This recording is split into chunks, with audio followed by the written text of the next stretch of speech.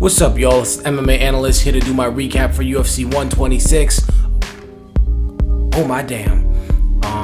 I was gonna leave the Gabe Rudiger Paul Taylor fight until later and just, say I hadn't seen it, which would have been real, and then just watch it later.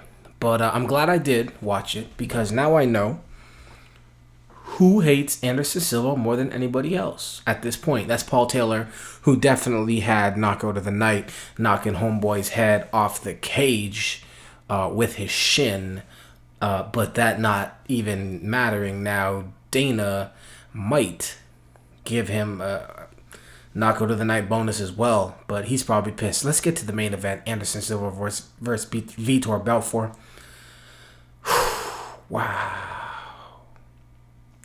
It is what it is, y'all. I mean, Anderson Silva, #1 pound for pound in the world. Simple as that. I personally took that title from Fedor after his defeat over Forrest Griffin. His win over Chael Sonnen, just more towards it. Now this win, Vitor Belfort never had a chance. I don't mean he didn't have a chance before the fight. I mean, in the fight, he didn't really get his chance. I mean, he kind of got under a kick, took him down. Anderson got back up. That was about it. That was your window of opportunity. Because the next window of opportunity was about this big. And actually, it was your right hand and your left hand. And Anderson went through that window and took out your opportunity straight up assassin style. Now, Joe Rogan's always been pretty real with his assessment of what he's seen. But this is kind of like a crescent kick. I don't know if it's specifically exactly a crescent kick, but it's definitely a very close kick that resembles a crescent kick. And there was a crescent kick knockout just recently that was all over the internet, all over HD net with the little Boss Rutan show and whatnot, and they were playing this all day. So he said, I never saw somebody get knocked out from a front kick. I don't know. He's a busy dude. Maybe he hasn't seen it, but it's not the first time that it's happened. Not even close, but it was amazing, and that's that. What's next for Anderson Silva? Damn. I'm surprised he didn't say, MMA was great. I loved it. And, it's important. Thank you to everybody. I'm retiring. I'm surprised he didn't go there. Because what is next? I guess GSP. Good Lord. GSP, honestly, do yourself a favor and lose to Shields. And this is for everybody's sake. If y'all didn't like what happened to George St. Pierre's mind for that time after he got knocked out by Sarah, don't let George St. Pierre go up against Anderson Silva and get knocked out. Don't let it happen because he's going to be changed again. And honestly, he's the best fighter at 170 in the world. I mean, am I disrespecting him by saying he's not? I mean, he's the best on planet Earth. Now, I know out of the 6 billion, many of them are children, old people, people who've never fought before. But still, Earth is a big place. And at 170 pounds, George St. Pierre is the best one on the planet. I mean, damn. I'm saying you're the best in the entire... Basically, what we know as intelligent life form, he's the best one. So it's no disrespect when I say stay your ass at 170. Leave this beast Anderson Silva alone. Don't get caught in this web. Don't let Dana make this fight happen. Just don't do it. Just be the man at 170. Vitor Belfort, what's next for him? Hey, Chael Sonnen, make it happen. You know what I mean? I mean, maybe Wanderlei Silva, but I don't want to see Wanderlei Silva get knocked out. Simple as that.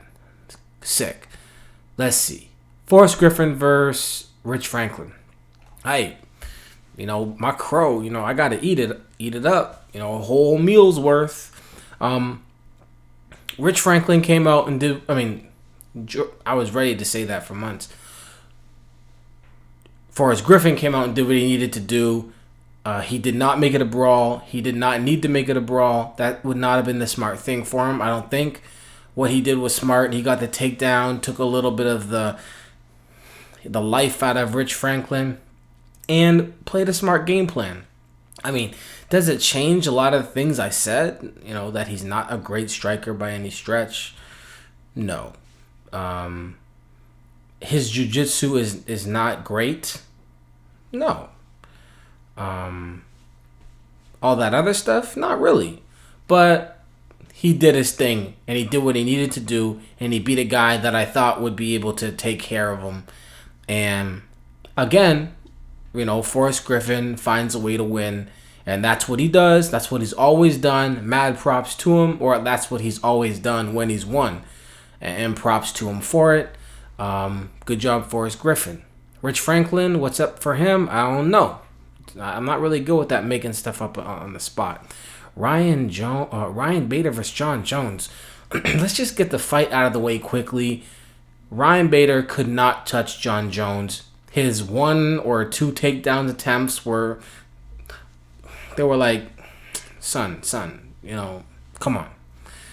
And when Jones went for the takedown, he got the takedown, secured the takedown, almost did like a Monson north-south choke in the first 40 seconds of the fight. That would have been just ridiculous. And just outclassed him all over. I mean, on the feet, we know Ryan Bader has softball or fastball pitches. That's it. And cool. Let's get to what we all want to talk about, is John Jones now getting the title shot against Shogun. First things first, I pop freaks all the honeys. No, first things first, Rashad. This karma, man. I don't like calling people out and stuff like that, but I am 100% with absolutely no justification or grounds or proof. I'm 100% sure that you said, F the fight that I've been offered with the guy that flatlined me, because I will never beat Machida. F that fight. I'm already set up for a fight with Shogun. I'm a wrestler. He's had problems in the past. He's on his 3rd surgery. I won't fight anybody. I'm chilling. I'm good. I saw what happened to Doom. I saw what happened to all these different people who had title shots and fought somebody else in between and lost their title shot. I'm good, homie. I'm positive that that's what he was thinking. And I'll take a year off. A year and a half? I'll take whatever it takes. I'm waiting for Shogun. And as soon as he steps off that hospital bed, I'm double-legging him and laying on him for 25 minutes. I'm positive that was his game plan. And I was really worried about that fight. Now you are hurt. You're probably going to be out for another 6-7 months. When you come back, you're not getting a title shot. You're probably going to have to fight somebody who's going to be tough, and you might lose it. This sucks for you, Rashad. As for your boy, John Jones, I believe it sucks for him, too. John Jones, again, before this fight, I'm like, John Jones has everything it takes to be the next champ. As in all the potential it takes to be the next champ. Not all the skills it takes within the next month to be the next champ. No, that is not what I'm saying. Especially if that champ is somebody like Rampage, which I don't think he'd beat. Somebody like Shogun, which I definitely don't think he's going to beat. Or maybe Machida, which will be a very tough fight for him. What he has done up to this point has given us a window that this guy is for real and he will one day be the champ. And when I always said one day, I was thinking 2012, 2013, maybe a couple fights away. He's going to maybe get a shot, lose the first time like GSP, whoever it's against, and he'll get it again and he'll win the second time around. Right now, 1 month from now, in 30 days and however long, no. Not gonna. I don't think it's happening. His stand-up is cool and unorthodox and all that stuff against these Ryan Baders and Matt Hamills and Jake O'Briens and Stephan Bonners and Andre Guzman, but you better not try all this praying mantis drunken kung fu master stuff against Shogun. Shogun will walk through that and just, buddy, realize that's how you hit. So that's not going to be in his game plan. His game plan is going to be to go for the takedowns. And that is still what worries me. I mean, that does worry me a bit. But unlike Ryan Bader, who's on his back and just leaving limbs out and whatever, Shogun off his back, he's going to just run in, half guard, underhook, and get up. Like, who was doing that all game? Damn, Kid Yamamoto. We'll get to that in a second. Half guard, back to the feet. Let's try it again. Oop. I don't think this is a good thing for him. I mean, it's a good thing for him because he's going to get the chance at the title shot. He's going to learn what it's like to be in there with an absolute beast. But I don't think he's going to win the fight. I'll break it down a little more later. But like I said, beating Ryan Bader, Vladimir Medashenko, Brandon Vera, Matt Hamill. Yeah, he beat him. Jake O'Brien, Stephan Bonner, Andre Guzmão, and all the other dudes in the small cards.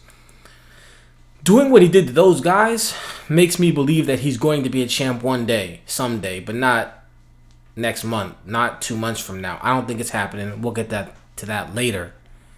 But Ryan Bader didn't have a chance. I mean, that's the one fight I was positive about, but whatever. I don't like to say I told you so because half the time I'm wrong anyways. Jake Ellenberger versus the best jiu-jitsu I've seen in a while. Damn, this was nice stuff. Rocha really handled his business. He's not like totally clueless by any stretch of the imagination on the feet. His ground game is sick. Ellenberger just did what I thought he would do, which is go in there and secure enough to get the rounds. I didn't necessarily think he would maybe knock him out. Maybe he would, maybe he wouldn't.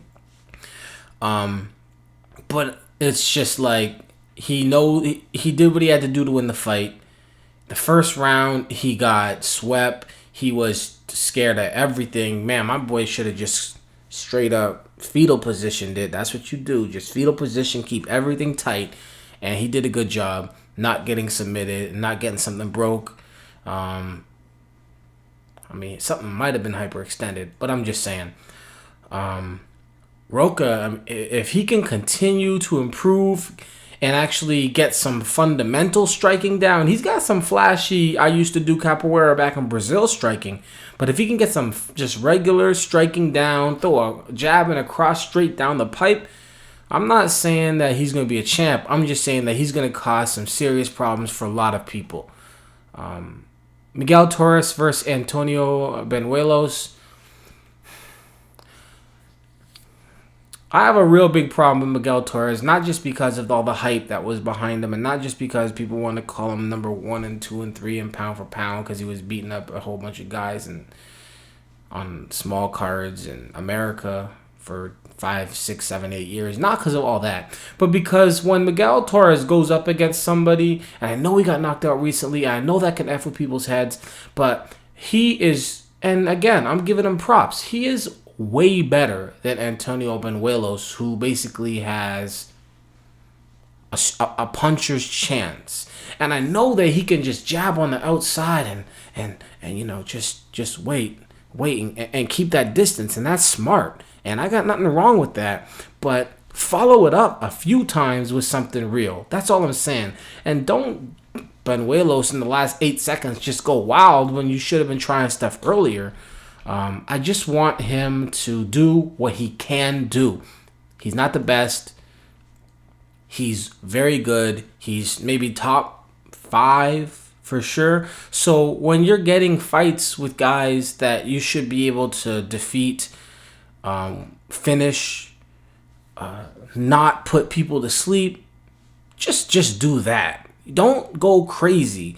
Don't go into a freaking gunfight. Don't throw game plans out the window, but do what you can do. At least fight to your potential. Okay, I can jab a whole lot of people and some of them I could finish. If there's a guy I can finish, I'm just talking on my little amateur nothing skills type. I'm just saying, you know what I mean? Don't I don't want to see Jordan, not that he's Jordan, out there playing one-on-one ball with me, and we go to overtime. Dunk on me. You know what I mean? No homo. Anyways, moving on. Donald Cerrone versus Paul Kelly. Man, that was a whack-ass, weak-ass hoe move, man. Paul Kelly, and then he's going to say, no, it wasn't a sucker punch. It wasn't? Before you even touch hand gloves, you were throwing the other punch. That was whack, man. I was like, man, please, Donald Cerrone, I hope that he somehow transforms into Babalu or Paul Harris, and when he gets that submission, just hold on to that biatch. Literally, just hold, and that's guaranteed. Nobody will be like, yo, we need to suspend him. They'd be like, yo, put this on the cover. Like, don't try and sucker punch people, man. That's whack. Dude came out like this and went, I'm gonna get you. And then Cerrone was like, what the F? And then ducked under it, got kind of guillotined, was chilling in there like, this little son of a biatch. And then Paul Kelly's gonna have a bad attitude the rest of the fight, talking all type of junk. Come on, dog, hit me in the floor. I'm like, yo. Oh, man, that was so weak. And then, thank God, Donald Cerrone got that win, man. Thank God. I'm going to take a look into something real quick to see if there was something behind that. I don't know, man. That's just ridiculous. Let's keep moving. That was whack. Weakest move of the night. Yeah, for sure. Chad Mendes versus Omagawa. It is what it is. Good win for Chad Mendes. Omagawa just... Chad Mendes is a tough fighter, but Omagawa has to be able to try and finish a fight. His stand-up is out of control weak. I think Mendes could have put his hands down and just took punches and not been hurt. It is what it is. Unfortunately, Omagawa was not able to capitalize on being on the ground, but it's not like Chad Mendes doesn't know what he's doing. Good win for Mendes. What I thought was going to happen and what I was praying wasn't going to happen did happen. Yamamoto came to the UFC on a streak. By the way, all these little clowns out there, man, and I don't mean to disrespect anybody in particular. I'm just saying in general. They always want to talk about these fighters that come to the UFC from Japan and they lose. And I'm like, okay, but just somebody, and again, this is not directed at anybody that I had this direct conversation with. Y'all know who I'm talking. You know who I'm talking about. I'm not talking about you, just for real. I'm talking about anybody. Tell me who came from Japan that was not just doing okay, left the UFC like Omagawa, went to Japan, dropped down a weight class, did well. Tell me who was in Japan killing it, like top of his career, that came over to the UFC and got raped. If you can give me a couple names, then at least we can have a conversation. But it doesn't exist. Kid Yamamoto's been weak. Alright? He's been weak for a few years. They keep showing and talk about 10-year-old things. He was going to be an Olympic wrestler. Okay, when was that? You know what I mean? That was years ago. They're showing Takanori Gomi knockouts from 93. He's been done. Kao Uno, he's been done. These guys that were over there that were maybe doing something, doing anything, handling business, they were done by the time they came over here. And then in the UFC, it was just kind of like a straw. Put that straw on that weak-ass camel's back. Bro, I'm glad I'm not talking about Arabs or something. That could have sounded racist. But I'm just saying, it is what it is. Tell me, who was the guy that came over from Japan? I can tell you a few guys that came over from Japan that killed it, that were doing whack in Japan. Anderson Silva was doing whack in Japan. He hasn't even looked like... Well, he looked like he was going to lose a fight once, but he's been killing it. All right? There are definitely some people in Japan who came over here and started smashing people, but who was the top guy? Wanderlei Silva? He was done. Krokop? He was done. Was Krokop done? I don't know. Well, he never looked good, but I'm just saying. And he'd been fighting for too long anyways, had like 70 fights altogether. So maybe Krokop. Maybe that's it. I'm just saying, rant over. We already talked about Paul Taylor, Gabe Rudiger. Gabe, you got your shot. Then you begged for the second time, coach, put me back in. They put you back in. Put me in, coach, put me in. They put you in. That's it. Knocked out, head thrown off the cage, forward, you done. Kyle Kingsbury, Ricardo Romero. Oh man, my man, dude came out flabby and stuff. Dude came out like if I was told I had to fight tomorrow. That's what he looked like, and except for with worse stand up. Kyle Kingsbury just went in, hit that body. The body was like, oh damn, I'm not ready for this. We didn't train hard enough. Oh damn, that's it. Let's go out of the UFC. Mike Pierce versus Kenny Robertson. That's the only fight I didn't see. And Mike Pierce won in the second round by TKO. Really good night of fights. I'm happy with everything.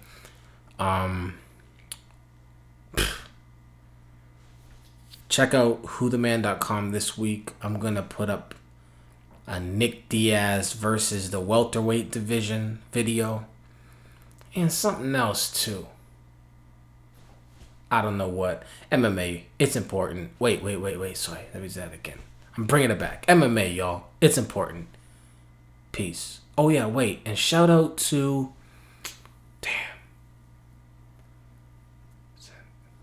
Damn. This dude on Xbox I was chatting with, I said I was going to do a shout out. And I told him to send me an email. He didn't. And then I'm bad with names. And we're going to have to try that again. MMA, y'all. It's important. Peace.